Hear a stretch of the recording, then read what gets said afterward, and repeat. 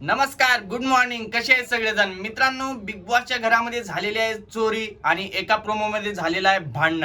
तर ह्या व्हिडिओमध्ये आपण त्याच गोष्टीबद्दल बोलणार आहे. तर व्हिडिओला लास्ट पर्यंत बघा आणि व्हिडिओला न स्किप करता बघा, म्हणजे तुम्हाला समजेल.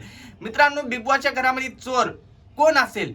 सचिन दादा असेल, प्रभू असेल का दुसरा कुणी असेल? कारण की फोकस तर ह्या दोघांवर जास्त केलं जात आहे आणि ह्या घरामध्ये पळकुटक्याचा गेम आहे असं असं म्हणत आहे रुचिता. म्हणजे पळकुटच्याचा गेम आहे का? तुम्हाला काय वाटते? कमेंट करून नक्की सांगा.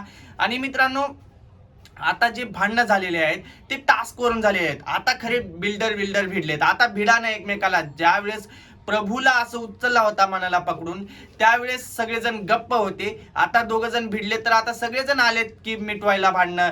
पण त्यावेळेस का नाही आले? एकटा प्रभू भिडला होता. प्रभू म्हणजे छोटा आहे म्हणून त्याच्यासोबत तुम्ही नाटक केला होता. आता भिडा, समोरचा पण बॉडी बिल्डरच आहे आणि तुम्ही पण बॉडी बिल्डरच आहे. आता बघू कुणाच्यात किती दम आहे ते. पण नाही, आता भांडणं मिटवणार, कारण की ह्या लोकांमध्ये दमच नाही. हा लोकांचा मित्रांनो कसं सीन आहे माहितीये का?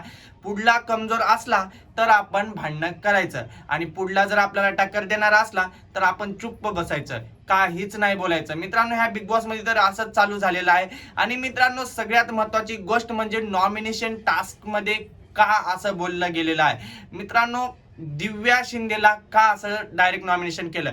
मित्रांनो, दिव्या शिंदेला तर कॉन्ट्रिब्युशन भरपूर काही होतं. दिव्या शिंदे तर दिसत पण होती, गेम पण खेळत होती, सगळं काही करत होती. पण दिव्या शिंदेचं कॉन्ट्रिब्युशन नव्हतं म्हणून तिला नॉमिनेट केलं गेलेलं आहे. तुम्हाला काय वाटते? दिव्या शिंदे खरंच नॉमिनेशन मध्ये जायला पाहिजे होती का नाही? हे कमेंट करून नक्की सांगा. आणि आता बघू आपण सेकंड प्रोमोची वाट, कारण आता जे प्रोमो होईल त्याच्यामध्येच आहे सगळं काही. तर चला मग, तोपर्यंत बाय बाय.